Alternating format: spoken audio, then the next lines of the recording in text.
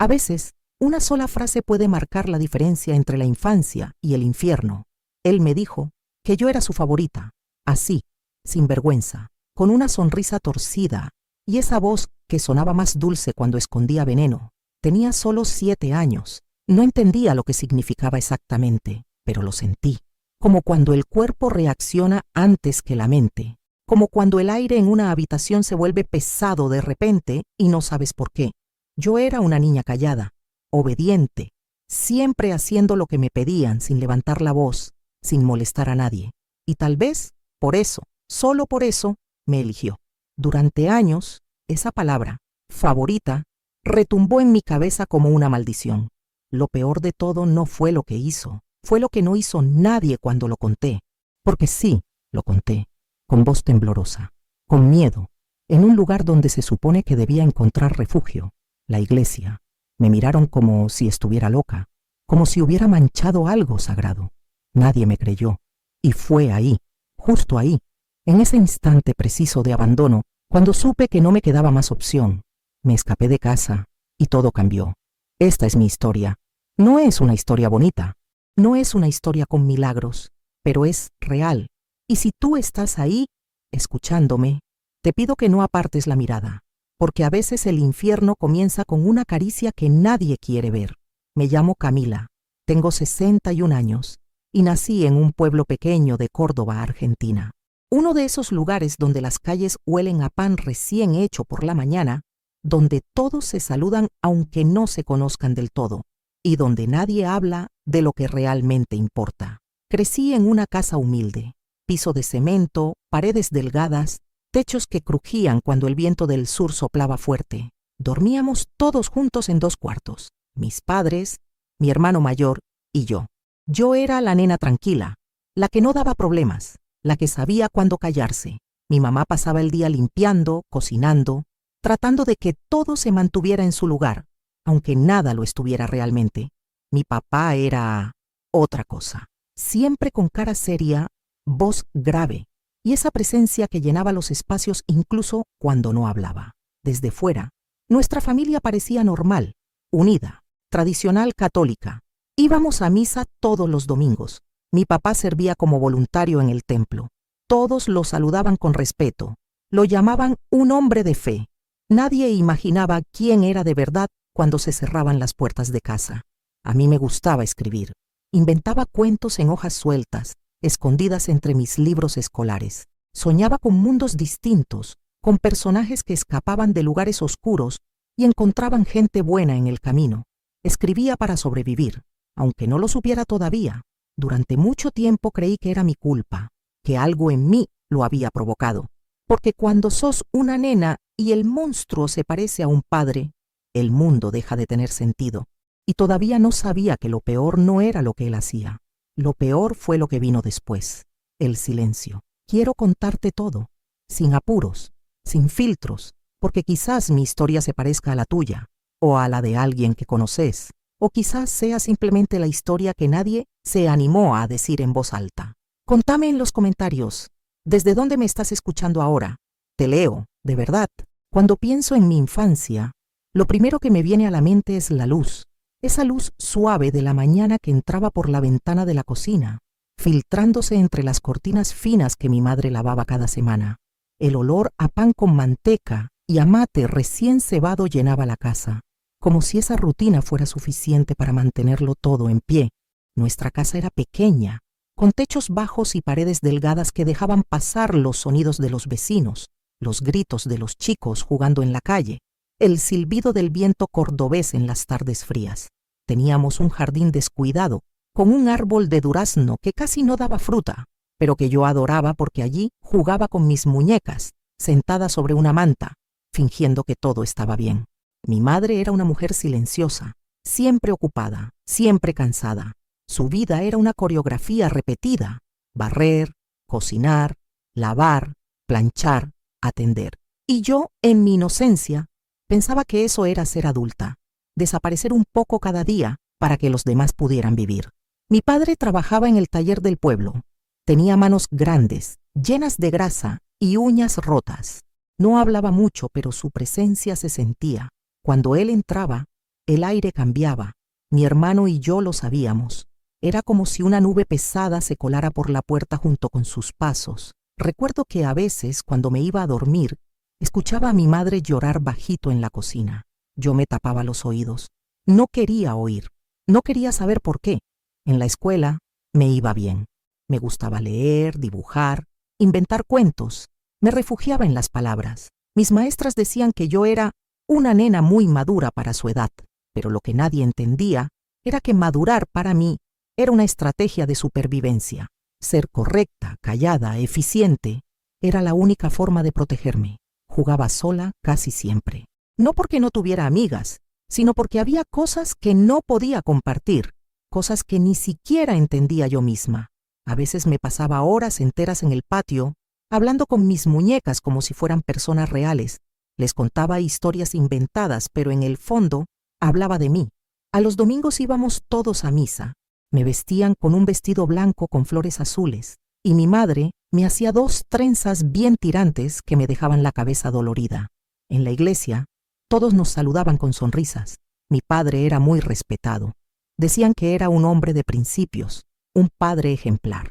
Y yo, por dentro, me encogía, porque no sabía cómo era posible que nadie viera lo que yo sentía. Nadie me preguntó nunca si estaba bien. Nadie me miró 2 veces. Nadie sospechó que esa niña educada, que se sentaba derecha y no hablaba más de lo necesario, estaba escondiendo un terremoto. Había señales. Mis dibujos eran oscuros. Dibujaba casas sin puertas ni ventanas, niñas solas, ojos gigantes. Me mordía las uñas hasta sangrar. Me dolía la panza cada vez que sabía que iba a estar sola con él. Pero todo eso era fácil de ignorar, porque yo no gritaba, no rompía cosas, no desobedecía. Era una buena niña, y nadie sospecha de las buenas niñas. Ese fue mi primer aprendizaje, que para sobrevivir había que callar, que para no ser molestada había que desaparecer. Una vez, una profesora me dijo que tenía demasiada imaginación. Lo dijo como si fuera un halago, pero yo entendí que significaba que debía dejar de inventar, que debía dejar de sentir tanto, pero era lo único que me salvaba. A veces me despertaba en medio de la noche con el corazón latiendo rápido. Había tenido pesadillas, siempre las mismas. Una puerta que se cerraba, una sombra que se acercaba, una voz que susurraba cosas que no podía entender. Me tapaba entera con la manta y rezaba, aunque no supiera bien a quién. Me daba miedo hablar, miedo de ser rechazada, de que dijeran que era mentira, de que me gritaran por inventar cosas feas. Así que aprendí a escribirlas. En una libreta vieja empecé a anotar frases sueltas.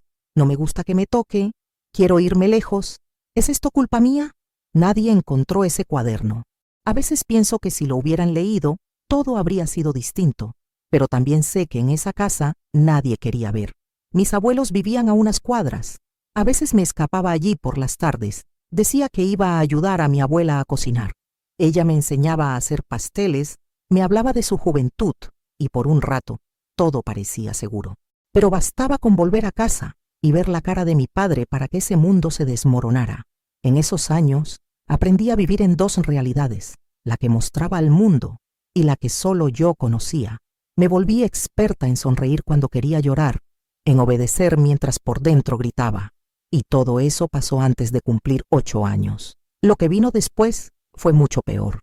Pero esa infancia, esa falsa normalidad que tanto se esforzaron en mantener, fue el escenario perfecto para que él empezara a destruirme sin que nadie lo notara.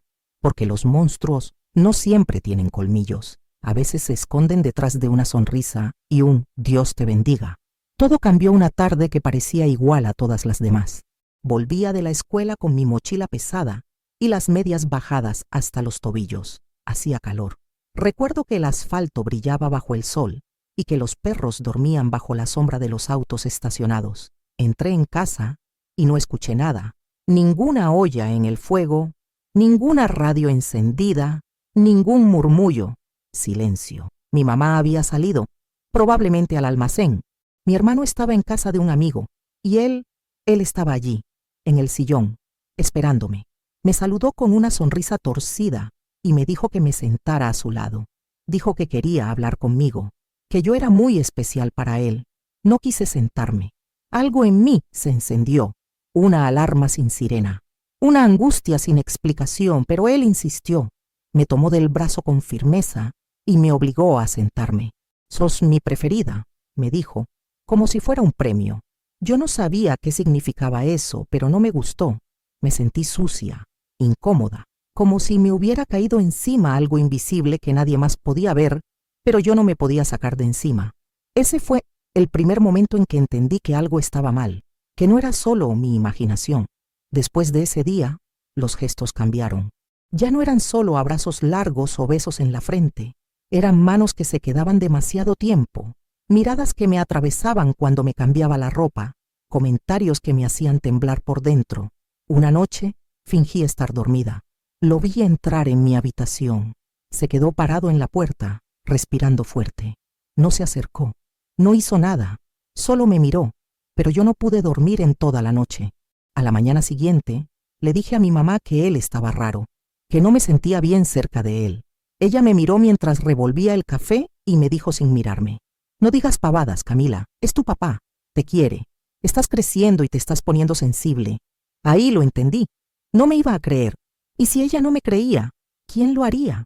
Desde ese día empecé a prestarle más atención a todo, a cómo él se movía, a cómo me hablaba, a cómo bajaba la voz cuando estábamos solos. Cada palabra, cada gesto, se volvió sospechoso. Cada cosa inocente ahora me parecía peligrosa. Me sentía como una espía en mi propia casa. Una tarde, me escondí debajo de la mesa del comedor y lo observé durante media hora. Anoté en un papel cada cosa que hacía, cada vez que se rascaba el cuello, cada vez que me miraba, cada vez que se acercaba a la puerta de mi cuarto. Era ridículo, pero era lo único que me hacía sentir que tenía algo de control. Me empezó a doler la panza todos los días. No quería comer, no quería ir a la escuela, no quería nada, solo quería que se detuviera.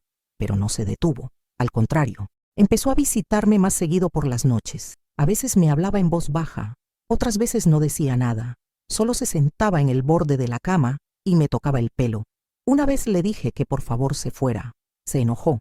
Me dijo que lo estaba lastimando, que él solo quería protegerme. «¿No sabes lo afortunada que sos?», me preguntó. «Hay nenas que no tienen un padre como yo». Y ahí supe que no solo estaba haciendo algo terrible, también pensaba que tenía derecho. Después de eso, empecé a anotar todo en una libretita que escondía dentro de un viejo diccionario. No eran frases completas. A veces solo ponía una palabra: toque, puerta, frío, llanto. Era mi forma de no olvidarme de lo que estaba pasando, porque lo que se borra, se repite. Y yo no quería que nadie más pasara por eso. Una noche, me animé a contarle algo a la señora de catequesis. Era una mujer amable, de voz suave, que siempre me hablaba con dulzura. Estábamos solas después de la clase, guardando los libros, y le dije en voz bajita: «Hay cosas raras en mi casa, cosas que no me gustan, con mi papá». Ella me miró, confundida, y después me sonrió como si yo hubiera dicho una travesura. «A veces los papás se ponen difíciles, Cami. Hay que rezar mucho por ellos. Seguro es solo una etapa». Yo asentí, pero por dentro me rompí, porque ni siquiera en la iglesia, donde me habían dicho que estaba Dios, había un lugar para mi verdad. Esa fue la primera vez que sentí que estaba atrapada de verdad, que no importaba cuánto gritara en silencio, el mundo ya había decidido no escucharme.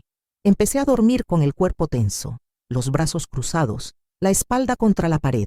Me tapaba hasta la cabeza aunque hiciera calor. Me levantaba con dolor en la nuca, con la mandíbula apretada, con el estómago revuelto. Tenía 7 años y ya sabía lo que era vivir con miedo constante. Nadie debería saber eso a esa edad. Nunca. Después de aquel día, todo se volvió más denso. El aire en mi casa, las miradas, los silencios. Todo estaba lleno de algo que nadie nombraba, pero que yo sentía en los huesos. Él empezó a acercarse más, a inventar excusas para estar a solas conmigo. A veces decía que necesitaba ayuda con alguna caja en el galpón del fondo. Otras, que me iba a enseñar a usar alguna herramienta del taller. Y cada vez que estábamos solos, yo sabía que algo iba a pasar. La primera vez que me encerró en el cuarto de herramientas fue de día. El sol entraba por las rendijas de madera, formando líneas de luz sobre el piso sucio. Él cerró la puerta con llave y me dijo que nadie nos iba a molestar. Me empezó a acariciar el pelo, como si fuera algo tierno, pero sus manos bajaron por mi espalda y su respiración se volvió más pesada. Yo no me moví, no dije nada, quedé congelada, como si mi alma hubiera salido de mi cuerpo y estuviera mirando todo desde arriba, desde otro lugar, como si no fuera yo la que estaba ahí, soportando todo eso. Cuando terminó, me dijo que no le contara a nadie, que era nuestro secreto, que si yo hablaba, mi mamá iba a sufrir mucho, que mi hermano me iba a odiar, que Dios me iba a castigar. Yo tenía miedo, no solo de él, también de que todo fuera cierto, de que la culpa fuera mía. Esa noche me encerré en el baño y me miré al espejo. Estaba pálida. Tenía los ojos grandes, abiertos como platos. Me pasé las manos por los brazos, intentando limpiar algo que no se veía. Empecé a cambiar. Me volví más callada todavía, más cerrada. Empecé a tener miedo de todo, de la oscuridad, de los sonidos fuertes, del timbre, del teléfono, de los pasos en el pasillo. Cada noche, antes de dormir, rezaba, pero no pedía protección, pedía desaparecer. En la escuela nadie notaba nada, o si notaban, nadie decía una palabra. Algunas maestras me preguntaban si estaba bien, pero lo hacían con ese tono superficial, casi automático, como quien pregunta por educación, no por interés real. Una vez una compañera me abrazó. No recuerdo por qué, solo sé que me tocó el hombro y me dio un abrazo largo, cálido, y yo no supe cómo reaccionar. Mi cuerpo se tensó, mis ojos se llenaron de lágrimas y salí corriendo al baño. Allí, encerrada, lloré por horas, porque ese gesto, ese abrazo, me mostró todo lo que me estaba faltando. Mi cuerpo ya no era un lugar seguro. Sentía que estaba sucia, marcada, quebrada. Empecé a usar ropa más grande. Me cubría los brazos, el cuello, todo lo que podía. No soportaba que me miraran. Una tarde él se metió en mi habitación mientras me cambiaba. Yo me tapé rápido, pero él solo se rió. «No tenés nada que ocultar», me dijo. «Sos hermosa, sos mía». Esa frase me persiguió por años. «Sos mía», como si yo fuera un objeto, como si no tuviera voz, ni nombre, ni derecho a decir que no. Después de eso, me encerraba cada vez que podía, en el baño, en la habitación, en la casa de mi abuela. Buscaba lugares donde él no pudiera entrar, lugares donde pudiera respirar un poco, aunque fuera por minutos. Pero el miedo era más rápido. Siempre me alcanzaba. Empecé a escribir cartas que nunca envié, a mi mamá, a Dios, a nadie, solo para decir lo que no podía gritar. Llené cuadernos con palabras que escondía debajo del colchón, palabras que sangraban. «Me duele», escribía, «me duele el alma». Una noche escuché a mis padres discutir. Él gritaba, mi madre lloraba. Me asomé al pasillo, con el corazón en la garganta. «No me hables así delante de los chicos», le decía a ella. Y él respondió, «¿Y vos qué sabes lo que pasa en esta casa? Nada sabés». Yo me quedé paralizada, porque en su tono, en su furia, entendí algo. Mi mamá sí sospechaba, pero tenía miedo, igual que yo. A partir de ahí, comencé a tener pesadillas todas las noches. Me despertaba gritando, sudando, temblando. Soñaba con cuartos cerrados, con manos que me tapaban la boca, con sombras que me seguían por pasillos interminables. Le dije a mi mamá que no quería dormir sola. Ella me dijo que ya era grande, que tenía que acostumbrarme. Me sentí invisible, inútil, rota. Una mañana, al mirarme al espejo, me dije algo en voz alta por primera vez. Esto no es mi culpa. No sabía de dónde había salido esa frase, pero la repetí, una y otra vez, porque necesitaba creerlo. Y la verdad es que no lo creía del todo. Todavía dudaba, porque él me había convencido de que yo era parte del problema, que yo provocaba, que yo debía guardar silencio para proteger a los demás. Pero algo, aunque fuera pequeño, había cambiado en mí. Una tarde, mientras caminaba de regreso de la escuela, vi una pintada en una pared. Decía, «Si duele, no es amor». Me quedé parada un buen rato, mirándola. Esa frase se me metió adentro, porque todo lo que yo sentía dolía. Entonces no era amor. Después de eso, empecé a buscar formas de hablar, de dejar rastros. Le dejé una nota anónima a mi maestra. No decía mucho, solo ponía, «Hay una nena que tiene miedo de su papá, pero no sabe cómo decirlo». Ella leyó la nota en clase y preguntó si alguien quería hablar. Yo me quedé en silencio. No me animé, pero haber escrito eso fue como abrir una grieta en el muro. A partir de ahí, supe que de alguna forma tenía que salir de ese infierno, que no podía seguir callando, que si no lo decía me iba a apagar por dentro, y todavía había una parte mía que quería vivir. Lo peor ocurrió una noche de invierno. El frío se metía por debajo de las puertas y las ventanas vibraban con el viento. La casa estaba en silencio, como casi siempre a esa hora. Mi mamá se había ido a dormir temprano con un dolor de cabeza. Mi hermano no estaba. Solo quedábamos él y yo. Yo tenía 7 años. Estaba en mi habitación, leyendo bajo las cobijas con una linterna. Me gustaba esconderme allí, entre los cuentos que inventaba, creyendo que, si me concentraba lo suficiente, podía desaparecer del mundo real. Escuché sus pasos en el pasillo. Los reconocí al instante. Caminaba diferente que los demás, más lento, más pesado. Sentí cómo se me congelaba la sangre. Apagué la linterna, cerré el libro, me hice la dormida. La puerta se abrió. Él entró sin decir nada. Se sentó en la cama. Me tocó el hombro. Me susurró que no tenía que tener miedo, que solo quería estar un rato conmigo. Yo no me moví, ni un músculo. Sentí su mano deslizarse por mi brazo, luego por mi espalda y más abajo. Me hablaba al oído con esa voz suave que tanto me aterraba. Decía que yo era especial, que no era como las otras, que yo sí sabía guardar secretos. Intenté mantenerme desconectada como otras veces, pensar en otra cosa, en mi abuela, en un perro, en el cielo. Pero esta vez fue diferente. Esta vez su mano bajó más y su cuerpo se inclinó sobre el mío. No voy a describir todo lo que pasó. No puedo, pero fue la primera vez que sentí que había dejado de ser una nena y había pasado a ser otra cosa. Una cosa que él creía que le pertenecía. Cuando se fue, no pude moverme por horas. Me quedé en la misma posición, con los ojos abiertos en la oscuridad. El corazón me retumbaba en las orejas, la garganta seca, las piernas frías. Quise llorar, pero no salían las lágrimas. Estaba vacía. A la mañana siguiente, me levanté como siempre. Me puse el uniforme, me peiné sola, desayuné en silencio. Nadie notó nada, ni una palabra, ni una pregunta. En la escuela caminé por los pasillos como un fantasma. Mis amigas me hablaban y yo solo asentía. Mi cuerpo estaba presente, mi alma no. Esa tarde me encerré en el baño del recreo y escribí en la tapa de mi cuaderno con una lapicera azul: estoy muerta por dentro. Era la primera vez que ponía en palabras lo que sentía, y aunque nadie lo leyera, me hizo sentir menos sola. Me hizo sentir que al menos mi dolor existía. Desde entonces, todo cambió, no solo en mí. Él se volvió más osado, más insistente. Ya no esperaba que todos se durmieran. A veces me llamaba a su cuarto para hablar. Yo iba con el cuerpo rígido, con los dientes apretados. Me decía que me sentara en sus piernas, que le contara cómo me había ido en el día. Y mientras yo hablaba, él me tocaba. Me acariciaba el cuello, los brazos, la espalda. Yo aprendí a dejar la mente en blanco, a respirar lento, a desaparecer sin moverme del lugar. Un día, mientras me tocaba, me dijo al oído: no te preocupes, esto lo hacen todos los padres con sus hijas, pero nadie lo dice. Esa frase me quemó por dentro, porque por un segundo lo creí. Creí que el mundo estaba podrido y que yo solo había tenido la mala suerte de descubrirlo demasiado temprano. Salí corriendo esa vez, me encerré en el baño, vomité, me golpeé la cabeza contra la pared, me mordí la mano.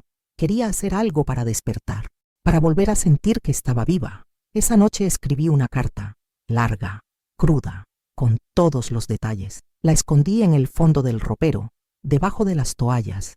Quería dejar un testimonio por si un día yo no estaba. No pensaba en el futuro, no pensaba en salvarme. Solo quería que alguien supiera la verdad. Pasaron días sin que pudiera mirar a nadie a los ojos. Me sentía sucia, marcada, como si todos pudieran ver lo que me había hecho. Empecé a evitar los espejos. No quería verme. No quería recordar ese cuerpo que ya no me parecía mío. En la iglesia me sentaba al fondo, bajaba la cabeza, rezaba, sí, pero no para pedir milagros. Rezaba para que Dios me dejara ir, para que me sacara del mundo mientras dormía. Pensaba que la muerte no podía ser peor que vivir así. Mi mamá comenzó a notarlo. Me preguntaba si estaba enferma. Me tocaba la frente, me daba té, pero nunca me miraba a los ojos, como si tuviera miedo de encontrar algo ahí. Una tarde, mientras ella tendía la ropa en el patio, Me acerqué y le dije con voz bajita, casi sin aire: «Mamá, hay algo que necesito contarte, algo feo». Ella me miró, se secó las manos en el delantal, se quedó en silencio unos segundos y luego dijo: «Si es sobre tu papá, mejor no sigas. Es un hombre complicado. No me metas en eso». No me abrazó, no preguntó más, solo se dio vuelta y siguió colgando las sábanas. Y ahí supe que estaba sola de verdad. Esa noche me acosté vestida, con las zapatillas puestas, con la carta escondida en el bolsillo, por si tenía que huir. Ya no quería resistir, quería escapar, aunque fuera sin rumbo. La peor noche de mi vida no fue en silencio, fue en medio de voces, risas y una torta de cumpleaños. Mi hermano cumplía 15. La casa estaba llena. Había globos pegados en las paredes, música sonando desde un parlante viejo y olor a empanadas recién salidas del horno. Todos hablaban, se reían, brindaban con gaseosa como si el mundo estuviera bien. Y en medio de ese bullicio, yo sentía que algo se venía. No sabía qué, pero lo sentía en el pecho. Una presión, un presentimiento. Él estaba de buen humor. Saludaba a todos con abrazos fuertes. Contaba chistes, jugaba con los más chicos. Nadie imaginaba que detrás de esa sonrisa estaba el lobo. Me observaba desde lejos, lo vi, lo sentí. Cada vez que pasaba cerca mío, me tocaba el hombro, la espalda, el pelo. Lo hacía rápido como si fuera un gesto inocente, pero no lo era. Esperó el momento justo, mi madre en la cocina, los invitados distraídos, la música alta, y me dijo al oído: «Vení. Necesito que me ayudes con una cosa en el galpón». Mi estómago se cerró. Sentí que no podía respirar. Quise decir que no, pero no me salió la voz. Lo seguí. El galpón estaba oscuro. Solo entraba luz por una pequeña ventana sucia. Cerró la puerta con llave. Y fue ahí, en medio de la fiesta, con la música sonando a todo volumen, que me hizo pedazos. Esta vez no hubo caricias disfrazadas ni susurros dulces. Esta vez fue brutal. Esta vez me arrancó lo último que me quedaba. No grité, no porque no quisiera, sino porque sabía que nadie escucharía, o peor, que aunque escucharan, no harían nada. Cuando todo terminó me dijo: «Ahora anda, que te están buscando». Yo salí caminando como pude, me lavé la cara, me peiné, volví a la sala con una sonrisa falsa y una lágrima escondida. Me dieron un pedazo de torta, alguien me abrazó, yo asentí, fingí. Me tragué el llanto como si fuera parte del postre. No recuerdo nada más de esa noche. Solo sé que cuando me acosté, abracé la almohada y deseé no despertar nunca más. Los días siguientes fueron borrosos. Me quedaba horas en la cama, mirando el techo. Dejé de ir a la escuela, dejé de comer, dejé de hablar. Un día mi mamá me llevó al médico. Le dijo que yo estaba triste, rara, apática. El médico me preguntó si me había pasado algo. Yo lo miré. Y estuve a punto de decirlo. Lo sentí en la garganta como una bola de fuego, pero me callé, porque mi mamá estaba ahí, y tenía miedo de que me mirara como esa vez, como cuando intenté hablar y me dijo que no la metiera en eso. Me dieron vitaminas, me mandaron a casa, y todo siguió igual, pero yo no era la misma. Empecé a escribir compulsivamente, en papeles sueltos, en servilletas, en la parte de atrás de los cuadernos. Escribía frases como: «No puedo más», «Estoy podrida por dentro», «Nadie me ve». Una tarde, me acerqué al confesionario de la iglesia. Esperé mi turno, entré, me arrodillé y dije, con la voz más temblorosa que tuve en mi vida: «Padre, mi papá me hace cosas malas. No sé si es pecado, pero me duele». Y nadie me cree. Hubo un silencio largo. Después, el sacerdote dijo: «Hija, no estás segura de lo que decís. No podés acusar a tu padre así. Rezá y habla con tu mamá». Salí de ahí con un vacío tan grande que sentí que me hundía en el piso. Ni siquiera Dios me creyó. Esa fue la noche en que decidí escapar. No preparé nada. No llevé ropa, ni comida, ni dinero. Solo mi cuaderno, ese donde escribía todo lo que no podía decir. Esa noche, esperé a que todos se durmieran. Me levanté sin hacer ruido. Caminé descalza hasta la puerta trasera. La abrí con cuidado, conteniendo la respiración, y salí. La calle estaba desierta. El frío cortaba la piel.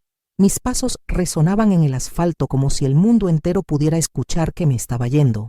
Pero no me detuve. Caminé sin rumbo. cruzando esquinas, esquivando autos, con el corazón latiendo en la garganta. Terminé en la terminal de ómnibus.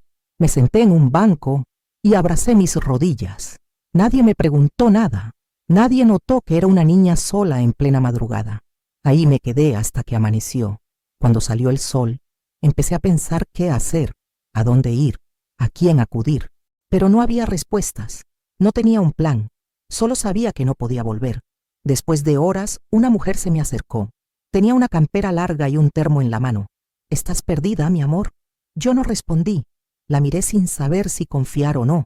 ¿Querés un mate? Asentí. Nos sentamos en silencio. Me dijo que se llamaba Rosa, que trabajaba limpiando en la estación, que tenía hijas.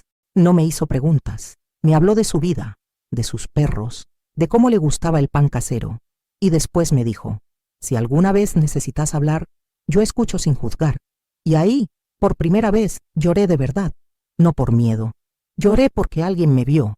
Y eso, después de tanto tiempo, dolió y sanó al mismo tiempo. Rosa me llevó con ella a su casa ese día. Me ofreció sopa caliente y una manta. No preguntó nada más. Me dejó dormir, me dejó respirar. Y en su cocina, entre el olor a pan y el vapor del té, empecé a escribir una nueva página. Una página que ya no hablaba solo del dolor, sino también de la posibilidad de empezar otra vez. La casa de Rosa era humilde, pero tenía algo que la mía nunca tuvo: paz. Las paredes estaban llenas de fotos de sus hijas, dibujos infantiles, frases escritas con marcador que decían cosas como «todo pasa» y «resistir es vivir». El mantel tenía flores, había plantas en la ventana, y un gato dormía en el sillón como si ese fuera el único lugar seguro del mundo. Los primeros días no hablé casi nada. Me limitaba a decir sí o no. Comía poco, dormía mucho, escribía todo. Rosa no insistía, me dejaba tiempo. Solo me preguntaba si quería pan con manteca o té con limón. Y eso, esa paciencia, me salvó. Una noche, mientras lavábamos los platos, me miró con los ojos llenos de ternura y dijo: no hace falta que me cuentes nada, pero si algún día querés hablar, yo no voy a huir. Me quebré. Le conté todo. No fue de una sola vez. Salió en pedazos, con pausas largas, con llanto ahogado, con miedo. Ella me escuchó. No me interrumpió, no me pidió explicaciones, no me dijo que estaba exagerando. Solo me abrazó y me dijo: no era tu culpa, nunca lo fue. Esa frase fue como una explosión silenciosa en mi pecho, como si todo el dolor contenido durante años se abriera paso hacia la luz. Desde ese día, algo empezó a cambiar. Rosa me llevó a una fundación donde ayudaban a niñas como yo, mujeres fuertes, con mirada firme y corazón inmenso. Me recibieron sin juzgar, me dieron ropa limpia, me preguntaron cómo me sentía, no qué había hecho, y por primera vez me sentí como una niña de verdad. Empecé a ir a terapia. Las primeras sesiones fueron difíciles. Me costaba hablar, mirarme, entender, pero la terapeuta me decía: no estás sola y no estás rota, estás viva, y eso es poderoso. A veces no le creía, pero volvía porque quería entender por qué me dolía tanto respirar. Volvía porque quería volver a reír sin sentir culpa. Escribía mucho, cartas que no enviaba, poemas sin rima, diálogos inventados donde yo gritaba todo lo que en la vida real no pude. En uno de esos textos escribí: mi voz estuvo enterrada, pero ahora crece como raíz bajo tierra. Un día va a romper el asfalto. Y sentí que tal vez era verdad. Me inscribieron en una escuela nueva. Era otro barrio, otra gente, otro ambiente. Al principio tenía miedo de todo, de que alguien me preguntara por mi familia, de que me miraran raro, de no encajar. Pero una compañera me sonrió el primer día. Me ofreció un lápiz, me habló de su perro, y eso fue suficiente para que bajara un poco la guardia. En el recreo me senté sola. Ella se acercó. Me preguntó qué me gustaba. Le dije que escribir. ¿Escribís cuentos?, preguntó. Más o menos, dije. Yo también. ¿Querés que escribamos juntas? Ese fue el inicio de una amistad que todavía conservo. Y en esa amistad empecé a confiar de nuevo. Pasaron semanas, luego meses. No todo fue fácil. Tenía pesadillas. Me despertaba gritando. A veces me paralizaba si alguien hablaba muy fuerte o cerraba una puerta de golpe, pero estaba contenida. estaba acompañada y aunque dolía, estaba sanando. Una tarde, Rosa me llevó a caminar al parque. Nos sentamos bajo un árbol. El viento movía las hojas. Ella me miró y dijo: «No tenés que decidir ahora, pero algún día vas a tener que enfrentar lo que pasó. No por él, por vos». Yo asentí. No sabía cómo, no sabía cuándo, pero sabía que lo haría, porque había sobrevivido y porque merecía vivir sin miedo. Esa misma noche abrí mi cuaderno y escribí una lista. La titulé «Cosas que quiero recuperar». Escribí: 1. Mi nombre sin miedo. 2. Mi cuerpo sin vergüenza. 3. Mi voz sin culpa. 4. Mi risa sin condición. 5. Mi derecho a decir que no. No sabía cómo lograr cada una de esas cosas, pero era la primera vez que me permitía desear algo para mí. En terapia hablé de esa lista. Mi terapeuta sonrió y me dijo que era valiente. Las que sobreviven no solo son fuertes, también son sabias, me dijo, porque han conocido el infierno y aún así quieren construir cielo. Eso me quedó grabado. Rosa me ayudó a escribir una carta para hacer la denuncia.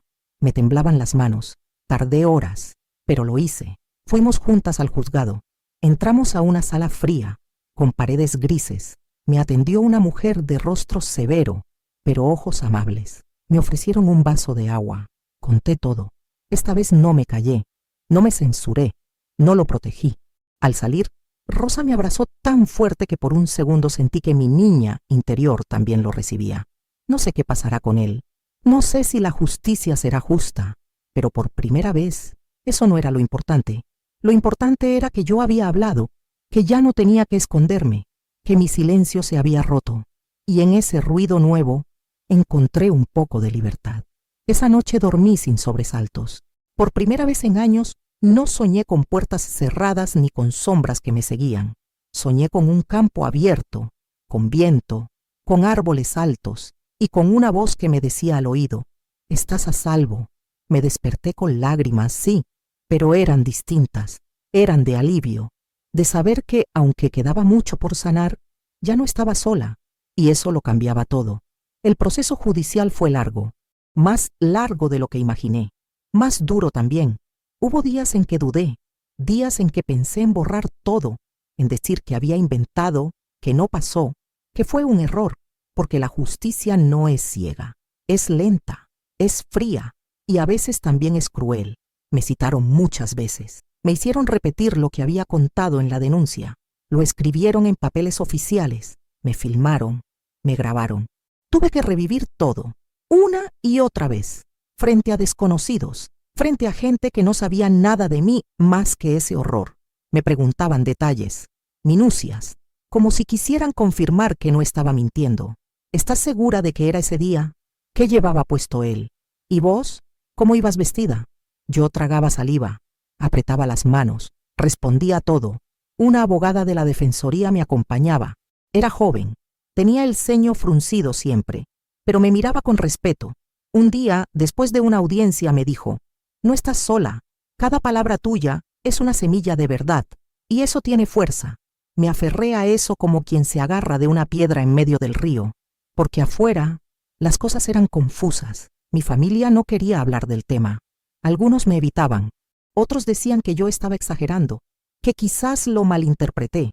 Lo defendían, a él, a quien me destrozó por dentro. Eso me rompió aún más, pero también me empujó a seguir, porque si yo no defendía mi historia, nadie lo haría. Volví a escribir, con más rabia, con más claridad.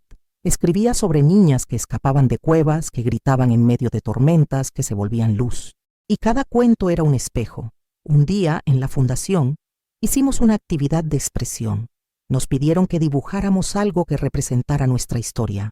Yo dibujé una puerta entreabierta y una mano saliendo de la oscuridad hacia la luz. Nadie entendió del todo, pero yo sí. Y eso bastaba. Pasaron meses, la causa avanzaba. Lento, pero avanzaba. Un día recibimos la noticia. Él había sido citado a declarar. No lo vi, no quería verlo, pero supe que estaba cerca, que había vuelto al pueblo, y eso removió todo. El miedo, la náusea, los temblores, volvieron las pesadillas. Volvió esa sensación de estar encerrada en un cuerpo que no me pertenecía. Mi terapeuta me ayudó a enfrentar esos días. Recordá quién sos ahora, me decía. Sos la nena que escapó, pero también la joven que habló.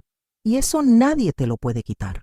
Rosa me acompañaba a cada audiencia. Me esperaba afuera, con su termo y su sonrisa firme. Era mi refugio.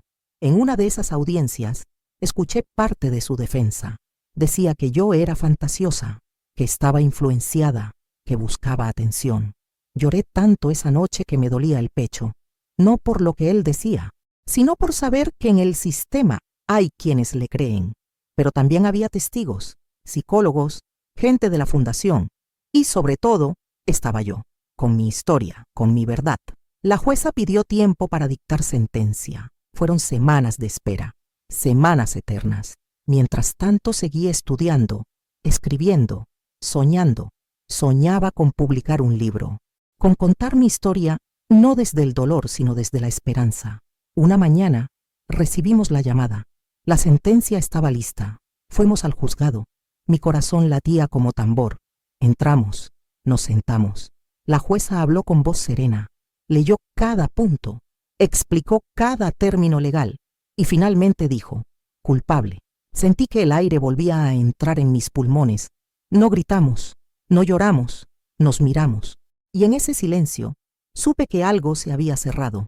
Él fue condenado, no por venganza, sino por justicia. Volvimos a casa esa tarde sin decir mucho. Rosa me preparó chocolate caliente. Nos sentamos en la cocina. Yo tenía el cuaderno sobre las piernas. Lo abrí. Escribí una sola frase. Sobreviví. Y mi voz también. Esa noche leí en voz alta por primera vez uno de mis textos. Rosa me escuchaba con lágrimas en los ojos. Cuando terminé, me abrazó fuerte y me dijo, esto también va a sanar a otras. Y ahí entendí que mi historia no terminaba con la condena, que eso era solo el principio. Empecé a escribir más, a ordenar mis escritos, a pensar en compartirlos. La idea de un libro dejó de ser un sueño lejano. Empecé a asistir a talleres literarios. Leí en micrófonos abiertos. Al principio me temblaba la voz, pero cada vez que terminaba, alguien se acercaba a decirme, gracias por contar esto. Yo también viví algo parecido. Me diste valor. Y así, mi historia comenzó a ser muchas historias. Una red, una cadena, una llama que no se apaga. Un día me invitaron a hablar en una escuela, frente a adolescentes. Les conté lo que viví, con respeto, con honestidad y sobre todo con esperanza. Les dije que no estaban solas, que siempre hay una Rosa, una mano, una salida, y que lo más importante que tenemos es nuestra voz. La mía, por fin, era libre. Hoy, cuando me miro al espejo, ya no veo solo cicatrices, veo fuerza, veo fuego, veo futuro, porque aunque el pasado no se puede borrar, sí se puede transformar. Y eso, aprendí, también es justicia. A veces me preguntan si perdoné. Es una palabra difícil, una palabra que muchos usan como si fuera una llave mágica, como si dijera, ya está, pasó, sigamos. Pero no es tan simple. No puedo decir que lo perdoné, porque él no pidió perdón, porque él no cambió, porque él nunca reconoció lo que hizo. Perdonar para mí no es olvidar, tampoco es justificar, es soltar. Y para soltar, primero hay que nombrar, hay que recordar, hay que sentir la rabia, la tristeza, la pérdida. Y yo sentí todo eso durante años. A veces todavía lo siento, pero ya no me destruye. Ya no vivo atrapada en ese cuarto, en esa noche, en ese cuerpo temblando. Ahora camino con otra postura. Levanto la cabeza, miro a los ojos, soy otra. O quizás siempre fui esta, y solo ahora pude salir a la superficie. Volví al pueblo después de mucho tiempo. Fui a ver a mi abuela. Fui a caminar por las calles que conocí de niña. Pasé frente a mi antigua casa. Estaba igual, pero distinta, más vacía, más pequeña. Me quedé unos minutos, respiré hondo y seguí caminando. No lloré, porque entendí que no era ese lugar el que me hacía daño, sino el silencio, la complicidad, la negación. Fui a la iglesia también. Entré, me senté en el último banco. No recé, solo cerré los ojos y por dentro dije, ya no tengo miedo. Me levanté y caminé por el pasillo central. Miré las velas encendidas y sentí algo que nunca había sentido en ese lugar. Paz. No porque todo estuviera bien, sino porque yo, al fin, estaba en paz conmigo. Salí de la iglesia y fui al parque donde solía jugar de chica. El mismo árbol, el mismo banco, todo igual. Me senté con mi cuaderno. Abrí una página en blanco y escribí: no soy lo que me hicieron, soy lo que elegí hacer con eso. Ahí, por primera vez, comencé a escribir lo que luego sería mi libro. Un libro con nombre propio, con verdad, con cicatrices convertidas en palabras. Decidí contar todo, desde el principio, desde el dolor, pero también desde la fuerza, desde la reconstrucción. No quería venganza, quería memoria. Quería que otras niñas, adolescentes o mujeres pudieran leer y decir: yo también, pero puedo salir. Mandé el manuscrito a una editorial pequeña. No esperaba respuesta. Solo quería intentarlo. Un mes después me llamaron. Lo querían publicar. Lloré de emoción. Lloré como cuando uno entiende que su historia ya no es solo suya. Rosa fue la primera en leerlo completo.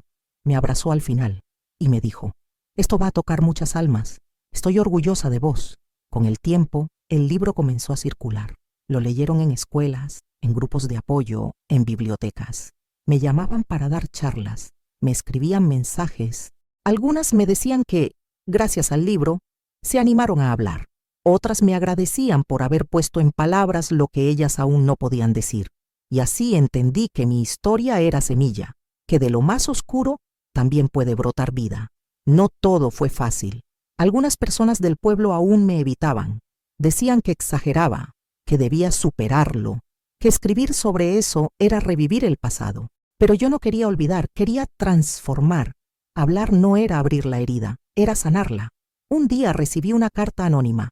Estaba escrita con tinta azul, en una hoja doblada en 4. Decía: leí tu libro. Nunca conté lo que viví, pero hoy me animé a escribir esta carta. Gracias por ser valiente primero. Esa noche lloré. Lloré con orgullo. Lloré sabiendo que ya no había vuelta atrás. Estaba en camino. Fui invitada a participar de un congreso sobre abuso infantil. Subí al escenario con el corazón acelerado. Vi las luces, la gente esperando. Y hablé, con voz firme, con la espalda recta, con la niña que fui, sentada a mi lado en silencio. No hablé desde el dolor. Hablé desde el renacer, desde la convicción de que contar también es sanar. Volví a casa esa noche con el alma liviana. Me senté frente al espejo, me miré largamente y por primera vez me sonreí a mí misma sin sentir vergüenza. Tomé una hoja en blanco, escribí otra lista. Esta vez la titulé Cosas que soy. 1. Sobreviviente. 2. Escritora. 3. Amiga. 4. Voz. 5. Luz. La pegué en la pared de mi habitación y la leo cada mañana. Hoy mi vida no es perfecta. Hay días grises, hay sombras que regresan, pero ya no me paralizan, ya no me definen. Sigo yendo a terapia, sigo escribiendo, sigo contando, y cada vez que una niña me dice gracias, entiendo que todo el dolor no fue en vano. Si mi historia puede evitar un solo silencio, ya valió la pena, porque el abuso se alimenta del miedo y del silencio, y yo ya no tengo miedo, y ya no me callo. Soy la voz que antes me faltó. Soy el grito que escondí. Soy la palabra dicha a tiempo. Y eso es libertad. Y mientras escribo esto, con el cuaderno abierto y el corazón tranquilo, pienso en todas las niñas que aún callan. A ellas les digo: no es tu culpa, no estás sola. Tu historia importa. Tu voz merece ser escuchada. Y sobre todo, no tengas miedo de empezar de nuevo. Yo lo hice. Y hoy estoy aquí, viva, fuerte y libre. Después de publicar el libro, recibí una invitación que me tomó por sorpresa. Una organización internacional de derechos humanos quería que contara mi historia en un evento en el extranjero. Era la primera vez que saldría del país. Nunca había subido a un avión. Sentí miedo, sentí emoción. Sentí que esa niña de 7 años, la que escapó sola de su casa una noche sin luna, ahora volaba. Viajé con una pequeña maleta, mi cuaderno y el libro en la mochila. El evento era en una ciudad grande, llena de luces, de gente que hablaba otros idiomas, pero donde, al mirarnos a los ojos, nos entendíamos sin decir nada. Había sobrevivientes de muchos países, cada una con su historia. Historias duras, crudas, pero también llenas de coraje. Me senté entre ellas y sentí que pertenecía. Cuando fue mi turno de hablar, subí al escenario. Las luces me encandilaban. Respiré hondo y comencé.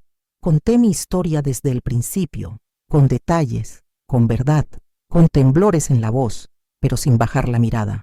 Y al final dije, estoy viva y mi voz viaja conmigo, porque las palabras sanan y también protegen. El aplauso fue largo, sincero, cálido. Después de la charla, se me acercaron varias personas. Una mujer de cabello gris me tomó la mano y me dijo, gracias por decir lo que tantas callamos. Otra más joven, con los ojos llenos de lágrimas, apenas susurró, leí tu libro, me cambió la vida. Volví al hotel con el alma temblando, no de miedo, sino de fuerza.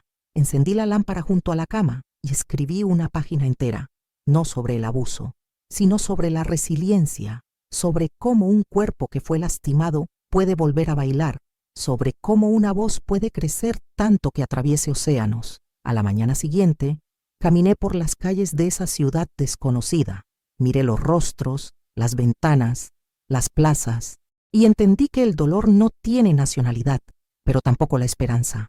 Volví a mi país con nuevas ideas. Decidí crear un espacio donde niñas y adolescentes pudieran escribir, hablar, dibujar. Un lugar seguro, un lugar que no existía cuando yo lo necesité. Rosa me ayudó con los trámites. Una amiga diseñó el logo. La fundación se llamó Voces Libres. Y en el primer encuentro, 20 niñas se sentaron en círculo. Les conté mi historia y les dije, este espacio es suyo, pueden decir todo. Aquí, nadie las va a silenciar. Las primeras sesiones fueron tímidas. Algunas dibujaban, otras lloraban. Una escribió solo una palabra en toda la hoja. Ayuda. No hacía falta más. Cada una tenía su proceso, y yo estaba ahí para acompañar, no para apurar. Con el tiempo comenzaron a abrirse. Contaban pedacitos, hacían preguntas, querían entender por qué duele tanto, por qué muchas veces nadie escucha, por qué la culpa siempre cae sobre quien menos la merece. Yo no tenía todas las respuestas, pero sí tenía escucha y presencia. También invité a mujeres adultas a dar charlas sobre derechos, sobre el cuerpo, sobre cómo identificar lo que está mal, aunque duela reconocerlo. Una tarde, una niña de 11 años me entregó un poema que escribió en secreto.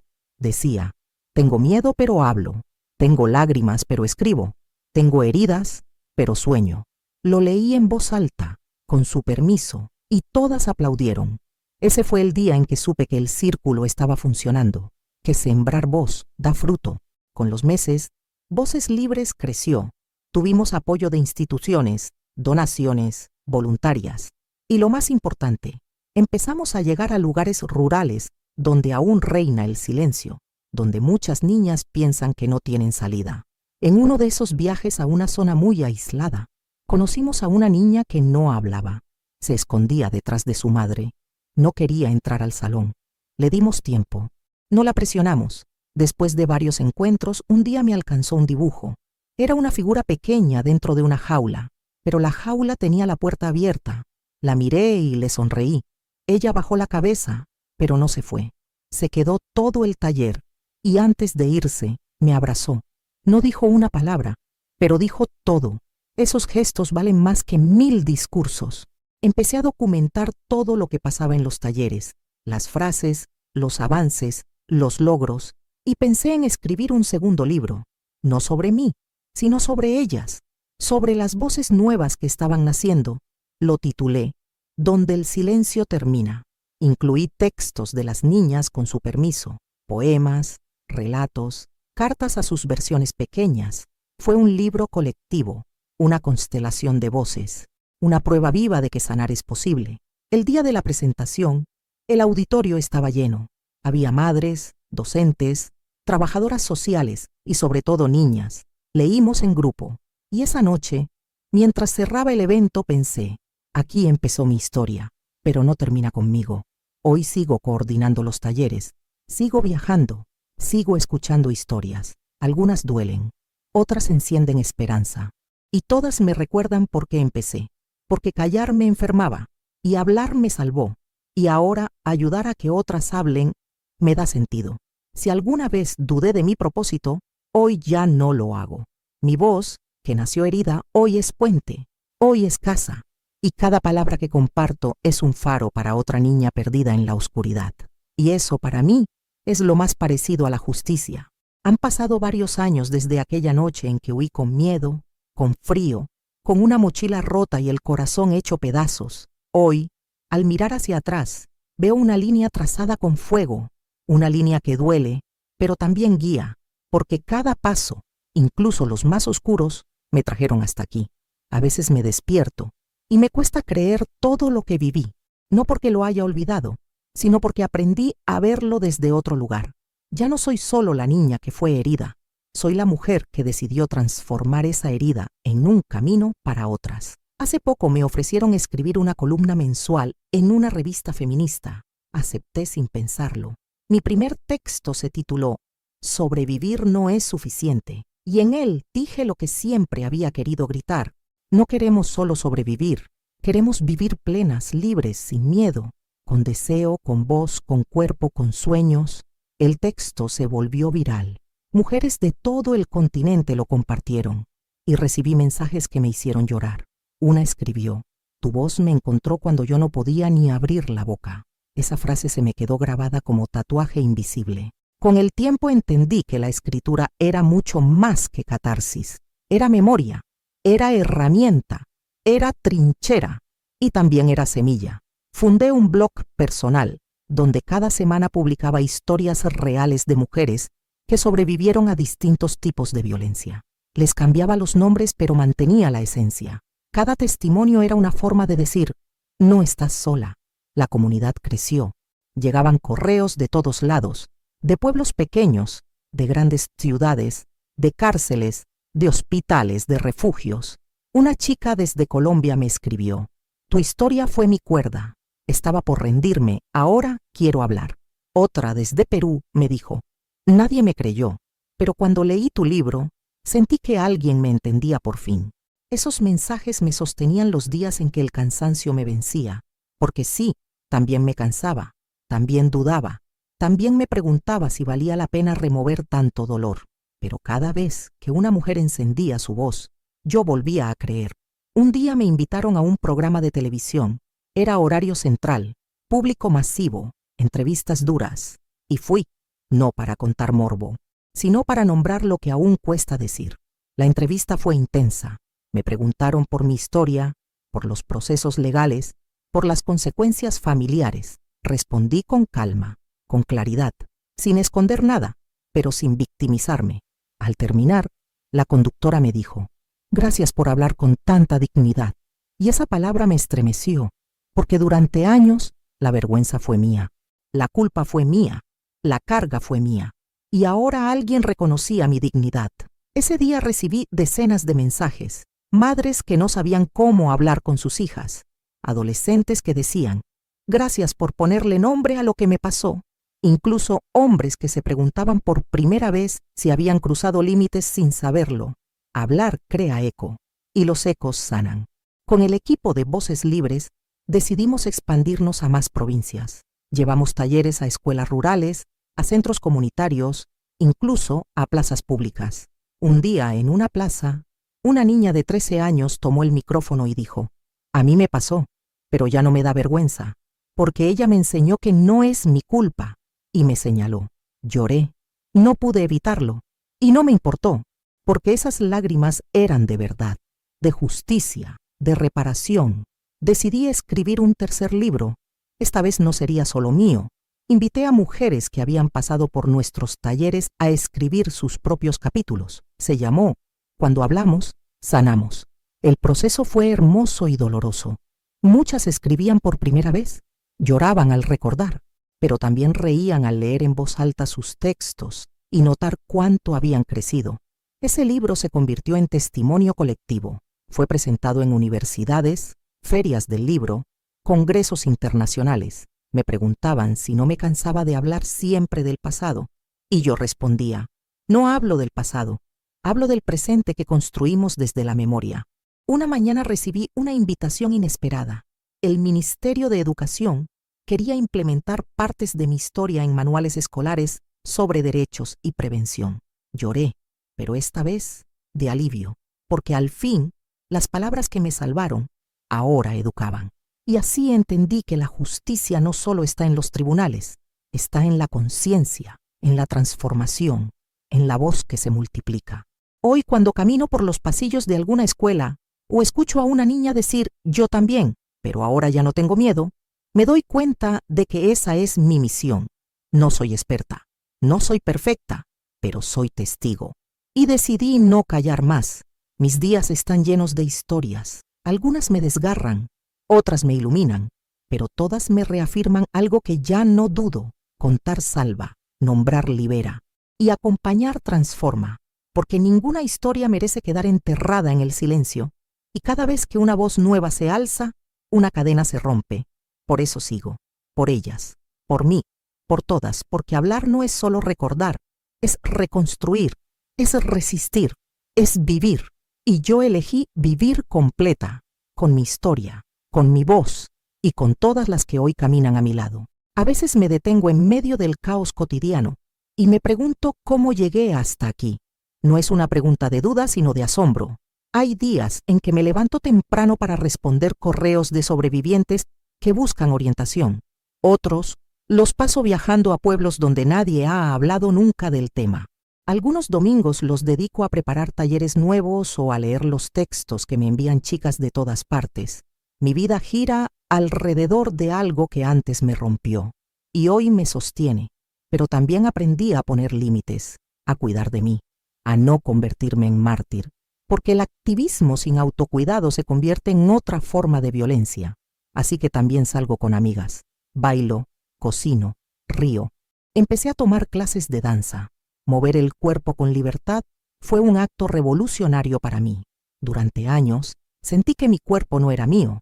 Ahora, cada paso que doy en la sala de ensayo me recuerda que he vuelto a habitarlo. Y eso, para alguien como yo, es milagroso. En una de esas clases conocí a Clara, una mujer de mirada luminosa, manos fuertes y risa fácil. Nos hicimos amigas rápido. Después, algo más. Con ella aprendí que también podía ser amada sin miedo, que el cariño no tenía por qué doler, que había caricias que no lastimaban, besos que no robaban nada. Por mucho tiempo pensé que nunca podría tener una relación sana. Creía que estaba rota, que nadie podría entender mis silencios, mis cicatrices, mis momentos de retraimiento. Pero Clara no me pedía explicaciones. Me ofrecía espacio, me daba presencia. Una tarde, mientras tomábamos mate en el balcón, le conté toda mi historia, sin pausas, sin adornos, con lágrimas. Ella no dijo nada al principio, solo me sostuvo la mano y después me dijo: «Gracias por confiar en mí. Esto no cambia nada, o mejor dicho, cambia todo, porque ahora te admiro más». Lloré como si se abriera otra puerta, una que ni siquiera sabía que estaba cerrada. Desde entonces, compartimos no solo afecto, sino también proyectos. Clara se sumó a Voces Libres como tallerista de arte. Juntas organizamos encuentros donde se mezcla escritura, danza y pintura como formas de sanación. Uno de los talleres más emocionantes que dimos fue en una cárcel de mujeres. Muchas de ellas eran sobrevivientes, aunque nunca se lo habían dicho a sí mismas. Les propusimos escribir cartas a sus yo del pasado. El silencio fue denso al principio, pero después, una a una, comenzaron a escribir. Una mujer escribió: «Querida niña, no fue tu culpa, no era amor, no merecías ese dolor. Yo estoy aquí, y aunque nos separan años y muros, quiero que sepas que sobrevivimos». Otra leyó en voz alta: «Si alguien te hubiera creído, hoy estarías libre, pero igual encontraste una forma de vivir. Te abrazo desde este lugar que, aunque duro, me enseñó a mirarme de nuevo». Salí de esa cárcel sintiéndome más libre que nunca, porque entendí que la libertad no siempre depende de rejas, sino de lo que hacemos con nuestras voces. Desde entonces, incluimos espacios carcelarios como parte de nuestro programa. También abrimos una línea anónima para quienes no podían asistir presencialmente. Esa línea salvó vidas y generó red. Hoy en día, formamos parte de una red continental de espacios de escucha. Compartimos recursos, experiencias, capacitaciones y, sobre todo, nos sostenemos entre todas. Una periodista me preguntó una vez: ¿no te duele volver a contar tu historia tantas veces? Y le respondí con honestidad: sí, duele, pero me dolía más callarla, porque cada vez que la cuento, algo se resignifica.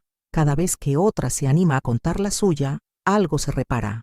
Y porque el silencio fue la primera jaula, la palabra mi llave, hoy vivo con más calma. No porque todo esté resuelto, sino porque aprendí a caminar con lo que soy. Y lo que soy no se resume en lo que viví, sino en lo que elijo hacer con eso. Clara y yo pensamos en adoptar. No sabemos si será posible, pero ya estamos listas para acompañar a alguien con el corazón entero. Seguimos con los talleres. Ahora hay mujeres que pasaron por ellos y hoy los coordinan. Eso me llena de orgullo.